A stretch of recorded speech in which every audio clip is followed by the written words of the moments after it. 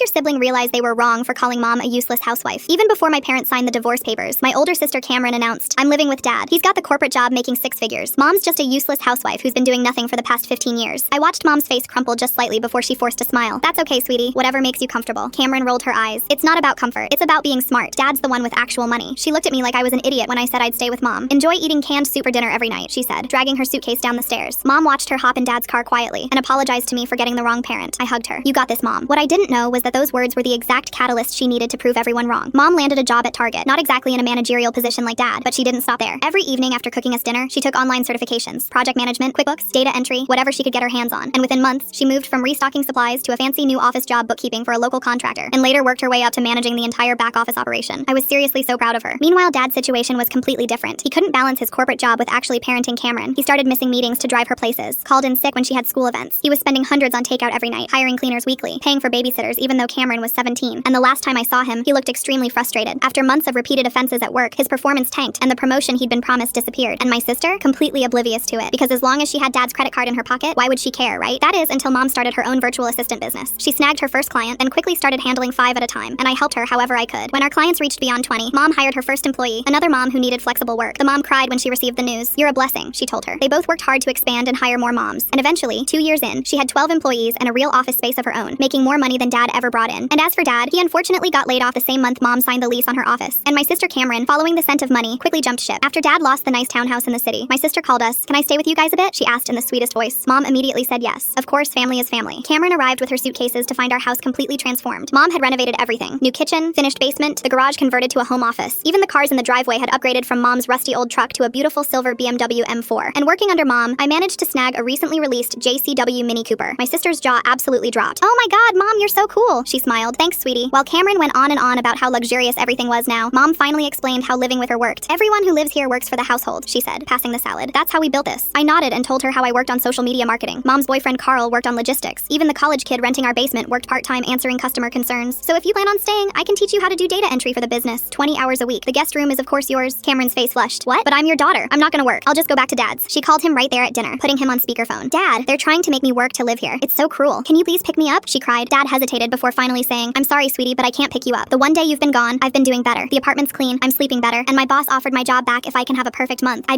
can't have a daughter right now. I hope you'll understand one day. He hung up before Cameron could add anything more. She stared at her phone after he hung up. The math was simple, but brutal. Dad lost his job when she moved in. Mom built an empire after she left. It seemed like she was the problem in all this, and the pain in her eyes made it clear she knew. Mom reached out and held her hand. I want you to stay, so please say yes. Let's work together. She nodded slowly, tears welling up. When do I start? She started with data entry, the same job mom started with, and we always remind her, if mom can do it, so can you.